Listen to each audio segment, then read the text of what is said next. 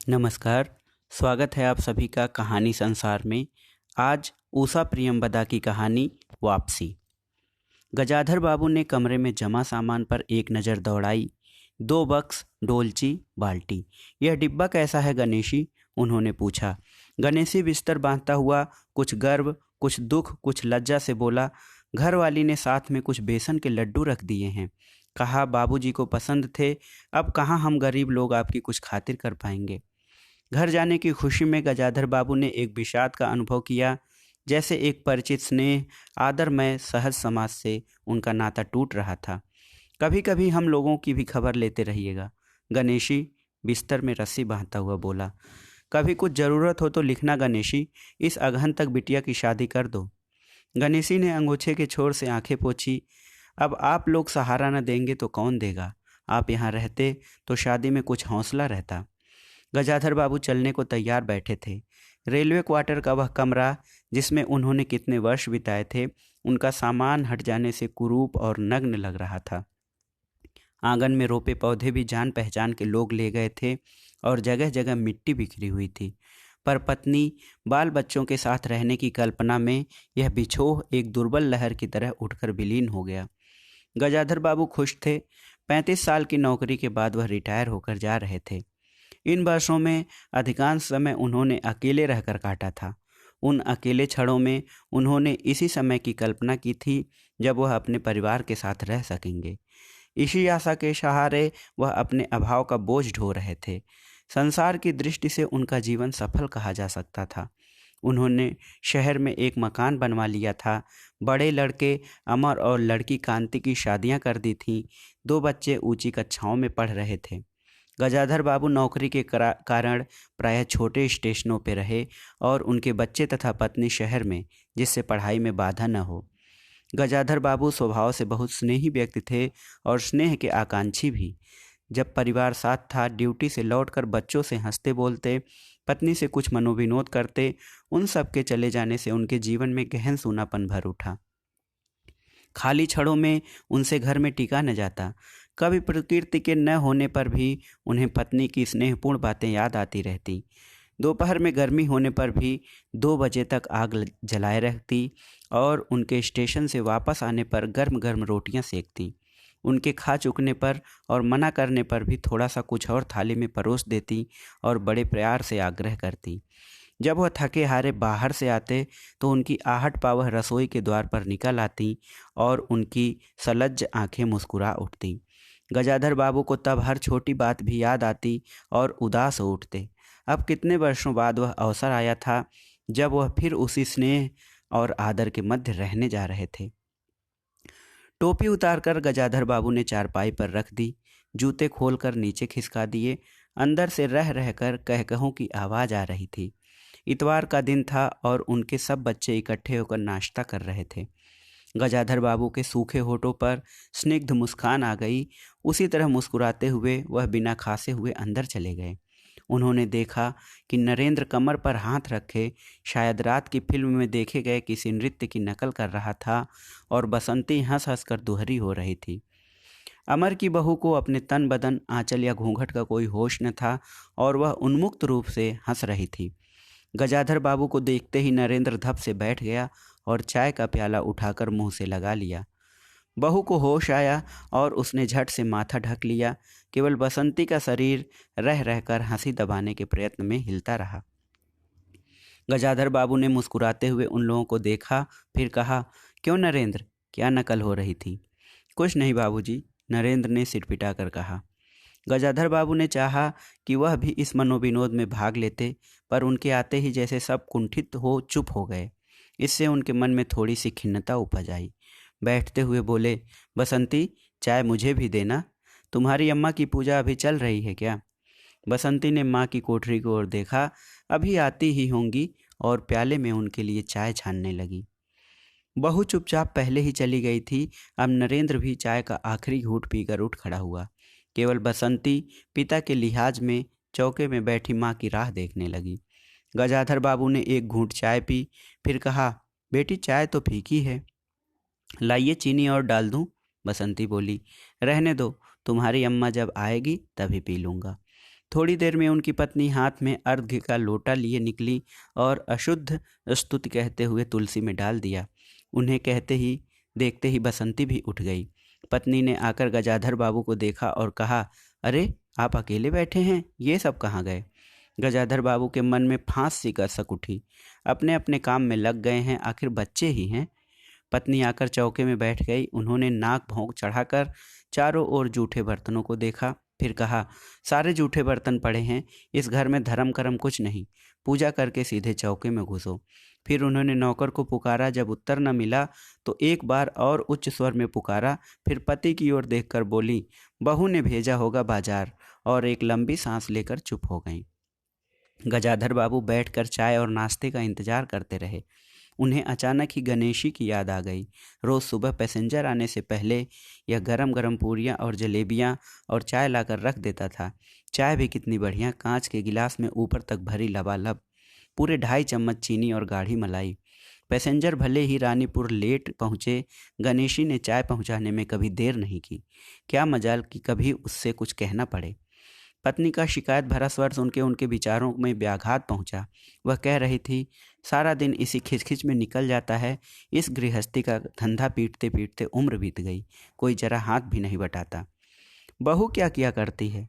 गजाधर बाबू ने पूछा। पड़ी रहती है, बसंती को तो कहेगी कि कॉलेज जाना होता है। गजाधर बाबू ने जोश में आकर बसंती को आवाज़ दी। बसंती भाभी के कमरे से निकली तो गजाधर बाबू ने कहा, बसंती, आज से शाम का खाना बनाने की जिम्मेदारी तुम पर है। सुबह का भोजन तुम्हारी भाभी बनाएंगी। बसंती मुंह लटकाकर बोली, बाबूजी पढ़ना भी तो होता है। गजाधर बाबू ने प्यार से समझाया, तुम सुबह पढ़ लिया करो। तुम्हारी माँ बूढ़ी हुई, अब वह शक्ति नहीं बची है।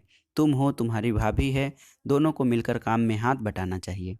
बसंती चुप हो गई। उसके जाने के बाद उसकी माँ ने धीरे से कहा, पढ़ने का तो बहाना है, कभी जी ही नहीं लगता। लगे कैसे? शीला से ही फुर्सत नहीं। बड़े बड़े लड़के हैं उस घर में, हर वक्त वहाँ घुसा रहना मुझे नहीं सुहाता। मना करूँ तो सुनती नहीं। घर में गजाधर बाबू के रहने के लिए कोई स्थान न बचा था। जैसे किसी मेहमान के लिए कुछ अस्थायी प्रबंध कर दिया जाता है, उसी प्रकार बैठक में कुर्सियों को दीवार से सटाकर बीच में गजाधर बाबू के लिए पतली सी चारपाई डाल दी गई थी। गजाधर बाबू उस कमरे में पड़े कभी कभी अनायास ही इस अस्थायित्व का अनुभव करने लगते। उन्हें याद आती उन रेलगाड़ियों की जो आती और थोड़ी देर रुककर किसी और लक्ष्य की ओर चली जाती। घर छोटा होने के कारण बैठक में ही अब वह प्रबंध कर दिया गया था। उनकी पत्नी के पास अंदर एक छोटा कमरा अवश्य था, पर वह एक ओर अचारों के मर्तबान, दाल चावल और कनस्तर और घी के डिब्बों से घिरा हुआ था। दूसरी ओर पुरानी रजाइयाँ दरियों में लिपटी और रस्सी में बंधी रखी थीं। उनके पास एक बड़े से टीन के बक्स में घर भर के गर्म कपड़े थे। बीच में एक अलगनी बंधी हुई थी जिस पर प्रायः बसंती के कपड़े लापरवाही से पड़े रहते थे। वह अक्सर उस कमरे में नहीं जाते थे। घर का दूसरा कमरा अमर और उसकी बहू के पास था। तीसरा कमरा जो सामने की ओर था, बैठक था। गजाधर बाबू के आने से पहले उसमें अमर के ससुराल से आया बेंत का 3 कुर्सियों का सेट पड़ा था। कुर्सियों पर नीली गद्दियां और बहू के हाथों के कड़े कुशन थे। जब कभी उनकी पत्नी की कोई लंबी शिकायत करनी होती तो अपनी चटाई बैठक में डाल पड़ जाती थी। वह एक दिन चटाई लेकर आ गई तो गजाधर बाबू ने घर गृहस्थी की बातें छेड़ी। वह घर का रवैया देख रहे थे। बहुत हल्के में उन्होंने कहा कि अब हाथ में पैसा कम रहेगा, कुछ खर्चा कम करना चाहिए। सभी खर्च तो वाजिब वाजिब हैं, न मन का पहना न ओढ़ा। गजाधर बाबू ने आहत विस्मित दृष्टि से पत्नी को देखा। उनसे अपनी हैसियत छिपी न थी। उनकी पत्नी तंगी का अनुभव कर उसका उल्लेख करती, यह स्वाभाविक था, लेकिन उनमें सहानुभूति का पूर्ण अभाव गजाधर बाबू को बहुत खटका। उनसे यदि राय बात की जाती कि प्रबंध कैसे हो तो उन्हें चिंता कम संतोष अधिक होता, लेकिन उनसे तो केवल शिकायत की जाती थी, जैसे परिवार की सब परेशानियों के वही जिम्मेदार थे। तुम्हें कमी किस बात की है अमर की माँ? घर में बहू हैं, बच्चे हैं, लड़के हैं, सिर्फ रुपए से ही आदमी अमीर नहीं होता। गजाधर बाबू ने कहा और कहने के साथ ही अनुभव किया यह उनकी आंतरिक अभिव्यक्ति थी, ऐसी कि उनकी पत्नी नहीं समझ सकती। हाँ, बहुत बड़ा सुख है ना बहू से। आज रसोई करने गई है, देखो क्या होता है, कहकर पत्नी ने आंखें मूंदी और सो गई। गजाधर बाबू बैठे हुए पत्नी को देखते रह गए। यही थी क्या उनकी पत्नी, जिसके हाथों के कोमल स्पर्श, जिसकी मुस्कान की याद में उन्होंने संपूर्ण जीवन काट दिया था? उन्हें लगा कि वह लावण्यमयी युवती जीवन की राह में कहीं खो गई और उसकी जगह आज जो स्त्री है उनके मन और प्राणों के लिए नितांत अपरिचिता है। गाढ़ी नींद में डूबी उनकी पत्नी का भारी स्वर बहुत बेडोल और कुरूप लग रहा था, श्रीहीन और रूखा था।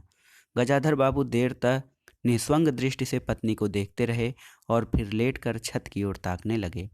अंदर कुछ गिरा और उनकी पत्नी हड़बड़ा कर उठ बैठी। लो, बिल्ली ने कुछ गिरा दिया शायद, और कह अंदर भागी। थोड़ी देर में लौट कर आई तो उनका मुंह फूला हुआ था। देखा बहू को, चौका खुला छोड़ आई, बिल्ली ने दाल की पतीली गिरा दी, सभी खाने को हैं, अब क्या सिखाऊंगी। वह सांस लेने को रुकी और बोली, एक तरकारी और 4 पराठे बनाने में सारा डब्बा घी उड़ेल कर रख दिया। जरा सा दर्द नहीं है, कमाने वाला हाड़ तोड़े और यहाँ चीज़ें लूटें। मुझे तो मालूम था कि यह सब काम किसी के बस का नहीं है। गजाधर बाबू को लगा कि पत्नी कुछ और बोलेगी तो उनके कान झंझना उठेंगे। ओंठ भींच करवट लेकर उन्होंने पत्नी की ओर पीठ कर ली। रात का भोजन बसंती ने जानबूझकर ऐसा बनाया कि कौर तक निगला न जा सके। गजाधर बाबू चुपचाप खाकर उठ गए, पर नरेंद्र थाली सरकाकर उठ खड़ा हुआ और बोला, मैं ऐसा खाना नहीं खा सकता। बसंती तुनक कर बोली, तो न खाओ, कौन तुम्हारी खुशामद कर रहा है? तुमसे खाना बनाने को किसने कहा था? नरेंद्र चिल्लाया। बाबूजी ने। बाबूजी को बैठे बैठे यही सोचता है। बसंती को उठाकर माँ ने नरेंद्र को मनाया और अपने हाथ से कुछ बनाकर खिलाया। गजाधर बाबू ने बाद में पत्नी से कहा, इतनी बड़ी लड़की हो गई और उसे खाना बनाने तक का शऊर नहीं आया? अरे आता सब कुछ है, करना नहीं चाहती, पत्नी ने उत्तर दिया। अगली शाम माँ को रसोई में देख कपड़े बदलकर बसंती बाहर आई तो बैठक में गजाधर बाबू ने टोक दिया, कहाँ जा रही हो? पड़ोस में शीला के घर, बसंती ने कहा। कोई ज़रूरत नहीं, अंदर जाकर पढ़ो, गजाधर बाबू ने कड़े स्वर में कहा। कुछ देर अनिश्चित खड़े रहकर बसंती अंदर चली गई। गजाधर बाबू शाम को रोज टहलने जाते थे। लौट कर आए तो पत्नी ने कहा, क्या कह दिया बसंती से? शाम से मुंह लपेटे पड़ी है, खाना भी नहीं खाया। गजाधर बाबू खिन्न हो गए। पत्नी की बात का उन्होंने उत्तर नहीं दिया। उन्होंने मन में निश्चय कर लिया कि बसंती की शादी जल्द ही कर देनी है। उस दिन के बाद बसंती पिता से बची बची रहने लगी। जाना हो तो पिछवाड़े से जाती। गजाधर बाबू ने 2-3 बार पत्नी से पूछा तो उत्तर मिला, रूठी हुई है। गजाधर बाबू को और रोष हुआ। लड़की के इतने मिजाज जाने को रोक दिया तो पिता से बोलेगी नहीं। फिर उनकी पत्नी ने सूचना दी कि अमर अलग रहने की सोच रहा है। क्यों? गजाधर बाबू ने चकित होकर पूछा। पत्नी ने साफ साफ उत्तर नहीं दिया। अमर और उसकी बहू की शिकायतें बहुत थी। उनका कहना था कि गजाधर बाबू हमेशा बैठक में ही पड़े रहते हैं, कोई आने जाने वाला हो तो कहीं बिठाने की जगह नहीं। अमर को वह भी अब छोटा सा समझते थे और मौके बेमौके टोक देते थे। बहू को काम करना पड़ता था और सास जब तब फूहड़पन पर ताने देती रहती थी। हमारे आने के पहले भी कभी ऐसी बात हुई थी? गजाधर बाबू ने पूछा। पत्नी ने सिर हिलाकर जताया, नहीं। पहले अमर घर का मालिक बनकर रहता था, बहू को कोई रोक टोक नहीं थी। अमर के दोस्तों का प्रायः यहीं अड्डा जमा रहता था और अंदर से चाय नाश्ता तैयार होकर जाता था। बसंती को भी वही अच्छा लगता था। गजाधर बाबू ने धीरे से कहा, अमर से कहो जल्दबाजी की कोई ज़रूरत नहीं है। अगले दिन सुबह घूमकर लौटे तो उन्होंने पाया कि बैठक में उनकी चारपाई नहीं है। अंदर आकर पूछने वाले थे कि उनकी दृष्टि रसोई के अंदर बैठी पत्नी पर पड़ी। उन्होंने यह कहने को मुंह खोला कि बहू कहाँ है, पर कुछ याद कर चुप हो गए। पत्नी की कोठरी में झाँका तो अचार, रजाइयों और कनस्तरों के मध्य अपनी चारपाई लगी पाई। गजाधर बाबू ने कोट उतारा और कहीं टांगने के लिए दीवार पर नज़र दौड़ाई, फिर उस पर मोड़कर अलगनी के कुछ कपड़े खिसकाकर एक किनारे टांग दिया। कुछ खाए बिना ही अपनी चारपाई पर लेट गए। कुछ भी हो, तन आखिरकार बूढ़ा ही था। सुबह शाम कुछ दूर टहलने अवश्य चले जाते, पर आते आते थक जाते थे। गजाधर बाबू को अपना बड़ा सा खुला हुआ क्वार्टर याद आ गया। निश्चित जीवन, सुबह पैसेंजर ट्रेन आने पर स्टेशन की चहल पहल, चिर परिचित चेहरे और पटरी पर रेल के पहियों की खटखट जो उनके लिए मधुर संगीत की तरह था। तूफान और डाक गाड़ी के इंजनों की चिघाड़ उनकी अकेले रातों की साथी थी। सेठ रामजी मल की मिल के कुछ लोग कभी पास में आ बैठते, वह उनका दायरा था, वही उनके साथी। वह जीवन अब उन्हें खोई विधि सा प्रतीत हुआ। उन्हें लगा कि वह जिंदगी द्वारा ठगे गए हैं। उन्होंने जो कुछ चाहा उसमें से उन्हें एक बूंद भी न मिली। लेटे हुए वह घर के अंदर से आते विविध स्तरों को सुनते रहे। बहू और सास की छोटी सी झड़प, बाल्टी पर खुले नल की आवाज़, रसोई के बर्तनों की खटपट और उसी में गौरैयों का वार्तालाप। और अचानक ही उन्होंने निश्चय कर लिया कि अब वह घर की किसी बात में दखल न देंगे। यदि गृहस्वामी के लिए पूरे घर में एक चारपाई की जगह यहीं है तो यहीं पड़े रहेंगे, अगर कहीं और डाल दी गई तो वहाँ चले जाएंगे। यदि बच्चों के जीवन में उनके लिए कहीं स्थान नहीं तो वह अपने घर में ही परदेसी की तरह पड़े रहेंगे। और उस दिन के बाद सचमुच गजाधर बाबू कुछ नहीं बोले। नरेंद्र मांगने आया तो उसे बिना कारण पूछे रुपए दे दिए। बसंती काफ़ी अंधेरा हो जाने के बाद भी पड़ोस में रही तो भी उन्होंने कुछ नहीं कहा। पर उन्हें सबसे बड़ा गम यह था कि उनकी पत्नी ने भी उनमें कुछ परिवर्तन लक्ष्य नहीं किया। वह मन ही मन कितना भार ढो रहे हैं इससे वह अनजान बनी रही, बल्कि उन्हें पति के घर के मामले में हस्तक्षेप न करने के कारण शांति ही थी। कभी कभी वह कह उठती, ठीक ही है, आप बीच में न पड़ा कीजिए, बच्चे बड़े हो गए हैं, हमारा जो कर्तव्य था कर रहे हैं, पढ़ा रहे हैं, शादी कर देंगे। गजाधर बाबू ने आहत दृष्टि से पत्नी की ओर देखा। उन्होंने अनुभव किया कि वह पत्नी व बच्चों के लिए केवल धनोपार्जन के निमित्त मात्र हैं। जिस व्यक्ति के अस्तित्व से पत्नी मांग में सिंदूर डालने की अधिकारी है, समाज में उसकी प्रतिष्ठा है, उसके सामने वह 2 वक्त का भोजन की थाली में रख देने से सारे कर्तव्यों से छुट्टी पा जाती है। वह घी और चीनी के डब्बों में इतना रमी हुई है कि अब वही उसकी संपूर्ण दुनिया बन गई है। गजाधर बाबू उनके जीवन के केंद्र में नहीं हो सकते। उन्हें तो अब बेटी की शादी के लिए भी उत्साह बुझ गया। किसी बात में हस्तक्षेप न करने के निश्चय के बाद भी उनका अस्तित्व उस वातावरण का एक भाग न बन सका। उनकी उपस्थिति उस घर में ऐसी असंगत लगने लगी थी जैसे सजी हुई बैठक में उनकी चारपाई थी। उनकी सारी खुशी एक गहरी उदासीनता में डूब गई। इतने सब निश्चयों के बावजूद भी गजाधर बाबू एक दिन बीच में दखल दे बैठे। पत्नी स्वभाव अनुसार नौकर से शिकायत कर रही थी, कितना कामचोर है, बाजार की हर चीज़ में पैसा बनाता है, खाना खाने बैठता है तो खाता ही चला जाता है। गजाधर बाबू को यह बराबर महसूस होता रहता था कि उनके रहन सहन और खर्च उनकी हैसियत से कहीं ज़्यादा हैं। पत्नी की बात सुनकर लगा कि नौकर का खर्च बिल्कुल बेकार है, छोटा मोटा काम है, घर में 3 मर्द हैं, कोई न कोई कर ही देगा। उन्होंने उसी दिन नौकर का हिसाब कर दिया। अमर दफ्तर से आया तो नौकर को पुकारने लगा। अमर की बहू बोली, बाबूजी ने नौकर छुड़ा दिया है। क्यों? कहते हैं खर्च बहुत है। यह वार्तालाप बहुत सीधा सा था, पर जिस टोन में बहू बोली गजाधर बाबू को खटक गया। उस दिन जी भारी होने के कारण गजाधर बाबू टहलने नहीं गए थे। आलस्य में उठकर बत्ती भी नहीं जलाई। इस बात से बेखबर नरेंद्र माँ से कहने लगा, अम्मा तुम भाभी जी से कहती क्यों नहीं? बैठे बिठाए कुछ नहीं तो नौकर ही छुड़ा दिया। अगर बाबूजी यह समझें कि मैं साइकिल पर गेहूं रखकर आटा पिसाने जाऊंगा तो मुझसे यह नहीं होगा। हाँ अम्मा, बसंती का स्वर था, मैं कॉलेज भी जाऊं और लौटकर घर में झाड़ू भी लगाऊं, यह मेरे बस की बात नहीं है। बूढ़े आदमी हैं।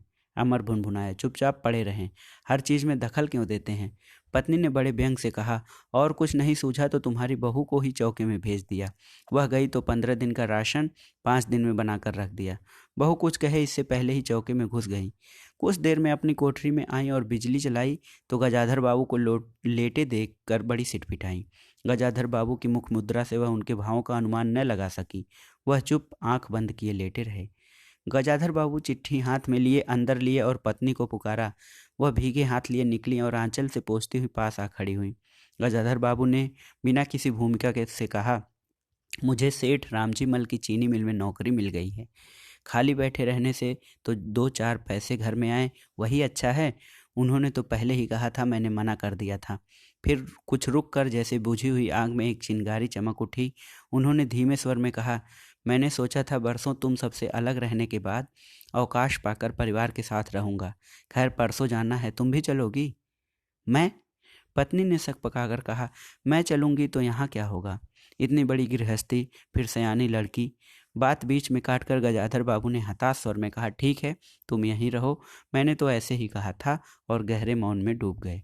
नरेंद्र ने बड़ी तत्परता से बिस्तर बांधा और रिक्शा बुला लाया। गजाधर बाबू का टीन का बक्स और पतला सा बिस्तर उस पर रख दिया गया। नाश्ते के लिए लड्डू और मठरी की डलिया हाथ में लिए गजाधर बाबू रिक्शे में बैठ गए। एक दृष्टि उन्होंने अपने परिवार पर डाली और फिर दूसरी ओर देखने लगे। रिक्शा चल पड़ा। उनके जाने के बाद सब अंदर लौट आए। बहू ने अमर से पूछा, सिनेमा चलिएगा ना? बसंती ने उछल कर कहा, भैया हमें भी। गजाधर बाबू की पत्नी सीधे चौके में गईं, बची हुई मठरियों को कटोरदान में रखकर अपने कमरे में लाईं और कनस्तरों के पास रख दिया। फिर बाहर आकर कहा, अरे नरेंद्र, बाबूजी की चारपाई कमरे से निकाल दे, उसमें चलने तक को जगह नहीं है। उषा प्रियंवदा। ये कहानी वापसी उषा प्रियंवदा की कहानी यहीं तक थी।